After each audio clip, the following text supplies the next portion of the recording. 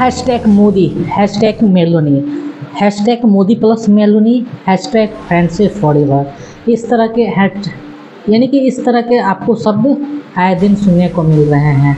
मोदी और इटली के PM Meloni के बीच काफ़ी ज़्यादा फ्रेंडशिप आजकल आप सबको देखने को मिल रहा है, लेकिन उनकी फ्रेंडशिप की कुंडली को आज हम आपके समक्ष पेश करेंगे कि ये जो आज जितना गहरा दोस्ती है, ये गहरी दोस्ती 2012 के समय में नहीं थी। दोनों देशों के बीच रिश्ते में दरार किस प्रकार आया, दोनों ने उसे किस प्रकार सॉल्व किया, यूएन ने दोनों के बीच क्या फैसला किया, यही आज मैं इस वीडियो में आपके समक्ष पेश करूंगा।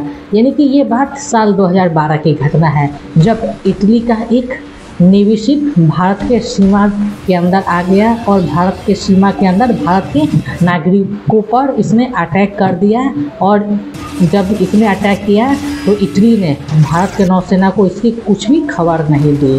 तब जाकर इंडियन नेवी ने इटली के वेसल के साथ क्या किया, यही वीडियो मैं आप बताऊंगा। ये बात 15 फरवरी 2012 की है, जब भारत के केरला के दो मछुआरे समुद्र में मछली पकड़ रहे थे।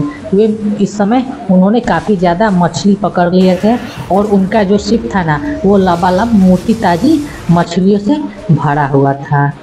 और उनको बीच क्या था, उन मछुआरों के बीच बहुत ही ज़्यादा खुश थी और इस बात से वे खुश थे कि वे आज बहुत ही ज़्यादा मुनाफा कमाएंगे।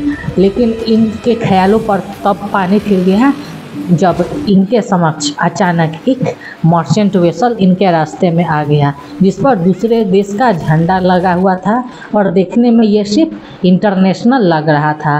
दरअसल ये शिप क्या था, एक मर्चेंट वेसल था जिसका नाम MV एनरिका लेक्सी था। इस पर इटली का झंडा लगा हुआ था, लेकिन ये जो झंडा है ना, वो भारतीय मछुआरों को पहचान में नहीं आ गया। लेकिन वे जानते थे, लेकिन वे तो भारतीय मछुआरे नहीं समझ पाए। लेकिन जो इटली के जो नेवी के ऑफिसर थे ना, वो ये जानते थे कि ये जो मछुआरे हैं ना, वो मछुआरे ना होकर दुश्मन थे। यानी कि भारतीय मछुआरे का दुश्मन अब ये शिप बनने वाला था। केरल के तट से 38 किलोमीटर दूर पर अचानक गोलियों की बौछार भारतीय मछुआरों के शिप पर हो गई और दो नेवी कमांडर उन मछुआरों पर इस प्रकार से गोलियां चला रहे थे जैसे वो कोई मुजरिम हो। वे इस प्रकार समझकर गोलियां चला रहे थे कि वो कोई डाकुओं का शिप है। भारतीय मछुआरे कुछ समझ पाते तब तक इटली के धारदार हथियारों ने उन पर काफ़ी ज़्यादा हमला कर दिया और 2 मिनट तक गोलियां चलती रही, जिसके बाद ये जो मछुआरे हैं ना, वो पूरी तरीके से ख़त्म हो गए।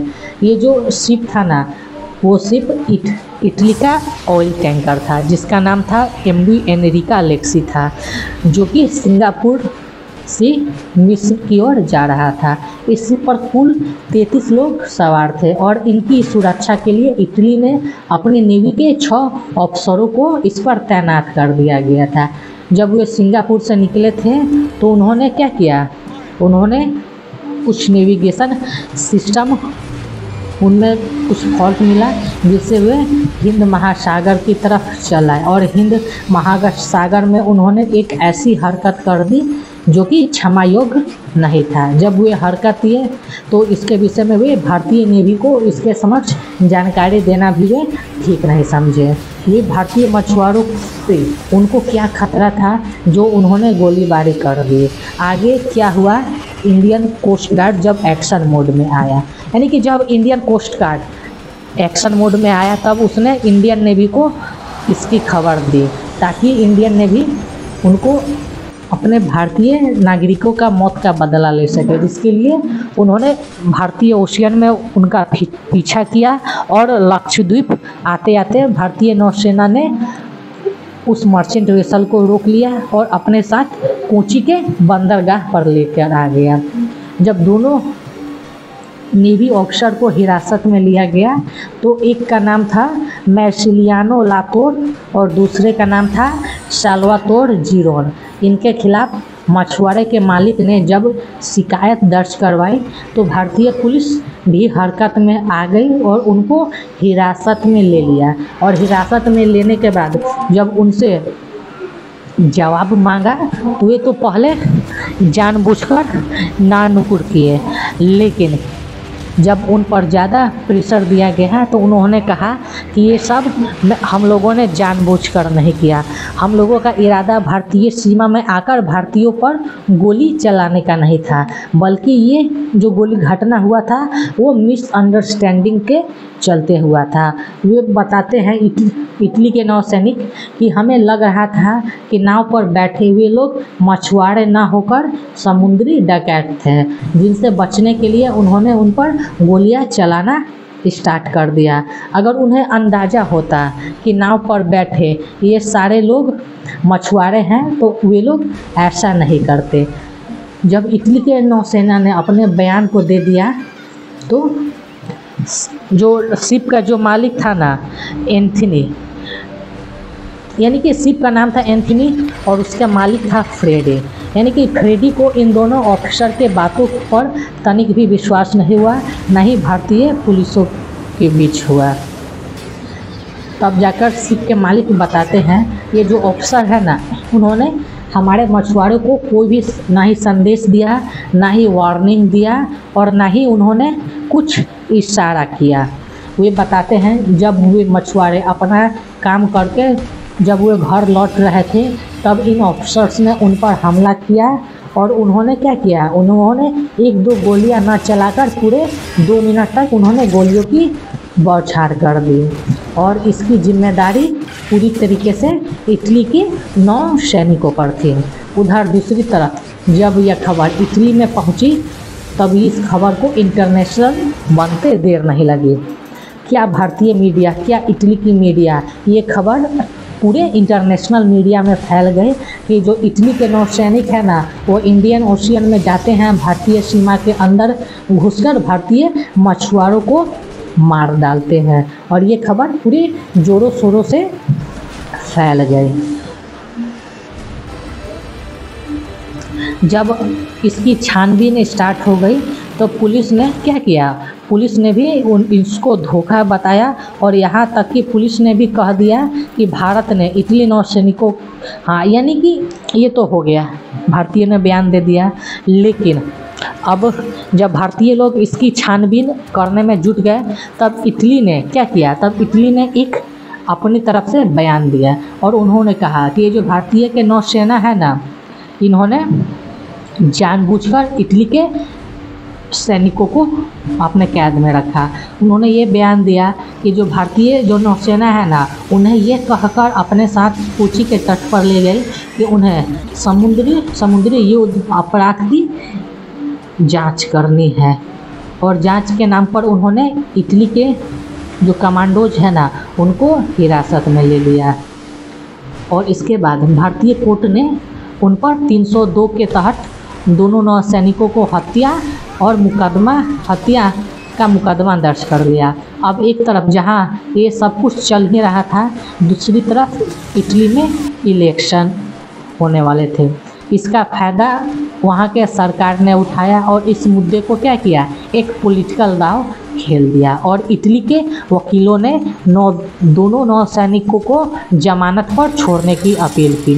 उन्होंने कहा कि इटली में चुनाव आ रहे हैं और उनको वोटिंग देने के लिए जमानत मिलना चाहिए, लेकिन भारत इनके पक्ष में नहीं था। जाहिर सी बात है, 2 अपराधियों को कैसे देश उनके देश में भेजने की गलती कर सकता है, लेकिन फिर भी काफ़ी नानुकुर करने के बाद उन्हें जमानत दे दी गई कि वे लोग अपने देश जाएंगे, चुनाव में वोटिंग करेंगे और फिर इटली की सरकार उन्हें खुद भारत में रवाना कर देगी। हालांकि पहले इस शर्त पर इटली ने भी हामी भर दिया है, लेकिन 2013 आते आते इटली ने अपने जुबान से इटली मुकर गया और दोनों देशों के बीच ये जो विवाद है ना वो काफ़ी गर्मा गया। अचानक इटली ने ये शर्त रखी कि दोनों नौसैनिकों को वो भारत तब भेजेगा जब भारत उन पर फांसी नहीं देगा, यानी कि भारत उनको मौत की सज़ा नहीं देगा, तभी भारत भेजेगा। इस तरह से इटली से भारत पक्ष और प्रेशर बनने लगा और भारत भी चुप बैठने वाला नहीं था। यानी कि दोनों देशों के बीच अब कूटनीतिक खेल स्टार्ट हो गया। इटली के नौसैनिक ने अपने नौसैनिकों को रोक लिया तो भारत ने भी इटली के राजदूत को अपने देश छोड़ने से रोक दिया। काफ़ी उठापटक के बाद 22 मार्च 2013 को दोनों नौसैनिकों को भारत वापस लाया गया। लेकिन ये बात इटली के विदेश मंत्री को काफ़ी ज़्यादा रास नहीं आया और इसके चलते उन्होंने अपना इटली में इस्तीफ़ा भी दे दिया। यहाँ तक कि उन्हें क्या हो गया, अपने सरकार से उनको असहमति हो गया और वो इस्तीफ़ा दे दिया।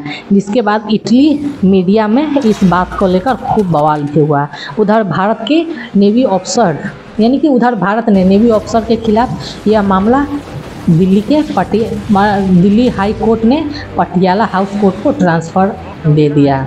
लेकिन ये मामला जब एनआईए के हाथों में आया तो दोनों नौसैनिकों के खिलाफ उन्होंने एफआईआर में हत्या के प्रयास और साजिशन हत्या का आरोप लगाया। इसके अलावा ये फैसला लिया गया कि ये कन्वेंशन फॉर द सप्रेशन और अनलॉफुल एक्ट था और अनलॉफुल एक्ट अगेंस्ट सेफ्टी और मेरीटाइम नेविगेशन के तरफ दोनों नेवी ऑफिसर पर केस चलाया जाए। दरअसल ये जो केस है ना, ये बॉर्डर टेररिज्म यानी कि समुद्री आतंकवाद को रोकने के लिए बनाया गया। लेकिन जब ये बात इटली को पता चली तो इटली ने इसका विरोध किया। उनका कहना था कि इस घटना की तुलना आतंकवाद से कैसे की जा सकती है। लेकिन दोनों ऑफिशियल ड्यूटी पर थे, इनका इतना वाटर में वे मौजूद थे। इटली ने कहा कि ये तो दोनों अपने ऑफिशियल ड्यूटी पर मौजूद थे, जिस कारण से इन पर आतंकवाद के विरुद्ध मुकदमा न चलाया जाए। इसके अलावा इटली का ये भी कहना था कि ये जो घटना हुई थी तो उस समय कोची के जो बंदरगाह से कुछ दूर पर एक जहाज़ पर डकैतों ने हमला कर दिया था, जिससे इटली ने अपने शिप को ये अलर्ट जारी किया था कि आप पर भी अटैक हो सकता है, इसलिए आप सब अलर्ट रहें। जिसके चलते उन दो ऑफिसर ने हमारे पर गोलियां चलाई थी।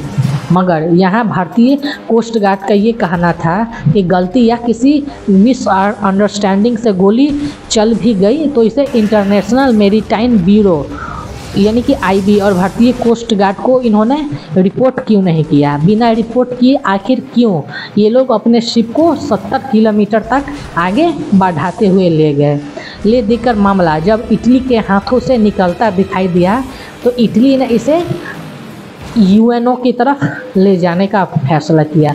जब मामला यूएनओ में चला गया, लेकिन यानी कि ये मामला 2014 को यूएनओ में चला गया। तब यूएनओ के जो सेक्रेटरी थे ना, वो वान की मून थे। इन्होंने कहा कि ये जो मसला है ना, ये दोनों देश यानी कि ये दो देश का मसला है और इस मसले पर यूएनओ कुछ नहीं कर सकता। ये दो देश आपस में बातचीत करें और इस मसले को सुलझाए।